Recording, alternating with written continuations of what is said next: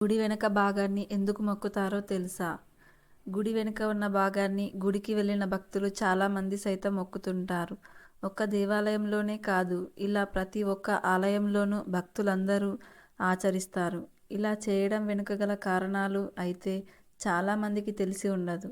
ఏదో ప్రాచీన కాలం నుండి అలా నడుస్తూ వస్తోంది కాబట్టి ఆచారం కొద్దీ అలా ఆచరించి వెళ్ళిపోతారు. ఇంకొంతమంది మంచి జరుగుతుందని అభిప్రాయాన్ని వెల్లడిస్తారు. అంతే తప్ప దాని వెనుక ఉన్న రహస్యం మాత్రం తెలియదు.